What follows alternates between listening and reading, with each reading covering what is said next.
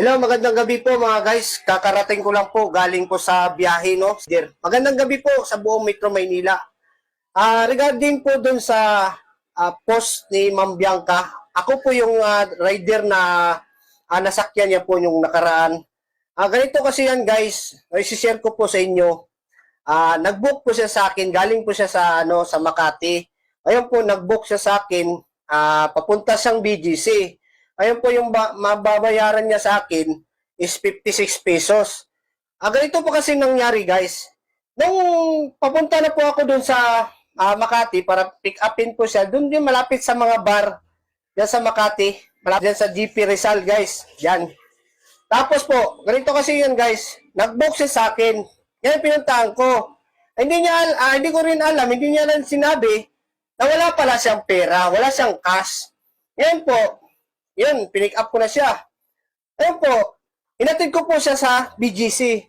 Alam naman po natin mga kapaps, no? Kung meron man nakakita ngayon ng video na to, alam naman natin yung servisyo natin na ihatid natin sila na safety.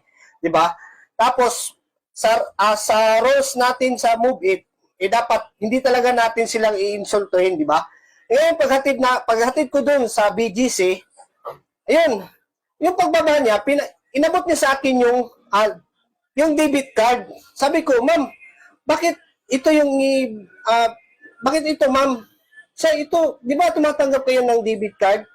Sabi niya ganon. Sabi ko, ma'am, hindi kami tumatanggap niya, ma'am, kasi wala kaming pang swipe. Ngayon, nagalit siya, dami niyang dada. Ngayon, di ba meron tayong role sa Move It?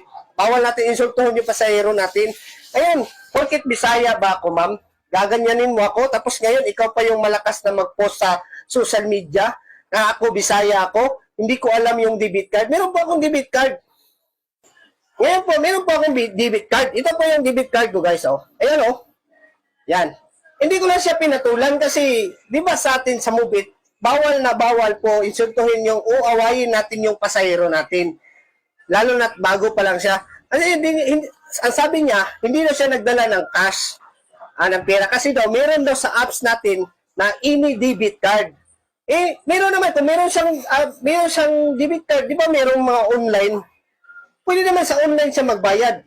Kagaya ng mga cashless, mga Paymaya. Ngayon lang po, almost 7 months na po ako sa Move It. Ngayon lang po ako naka-encounter kay Ma'am Bianca.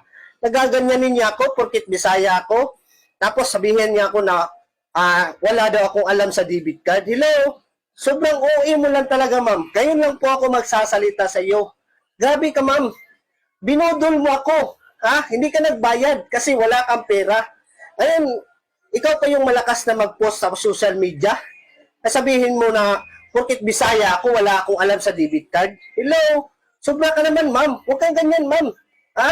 Pambubudol yung ginagawa mo. Ako, ma'am, pumunta ako dito sa Maynila para lumayo ako para mabuhay yung pamilya ko. Tapos ganyanin mo ako. First time ko lang naka-encounter sa yun yan, ma'am eh. Yung mga ibang mga sumasakay sa akin, meron namang mga cashless, no? Wala na silang babayaran, doon na sila sa online, no? Sa Paymaya. Doon automatic bayad ka agad. Baka lang siguro first time mo pa lang sa Move It, ma'am. 7 months na po ako sa Move It, ma'am. Wala po akong ginagawang mga ganun, inaaway ko yung mga pasahero, ina-cancel ko yung mga book nila dito. Wala.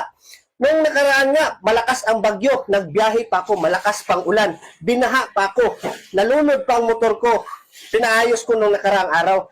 Ngayon, ganyan ka? Bakit Bisaya ako? Porkit Bisaya ba? Bobo?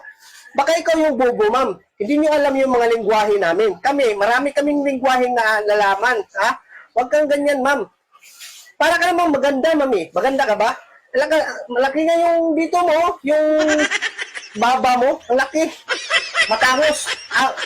Matulis. Pwede na gawing pangbiyak yung nyug.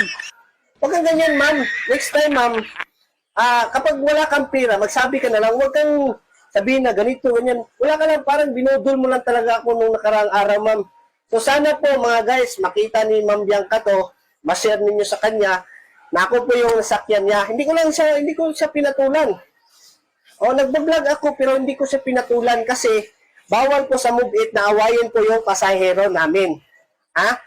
56 lang, ma'am, wala ka namang pera, ma'am, sobrang uwi mo.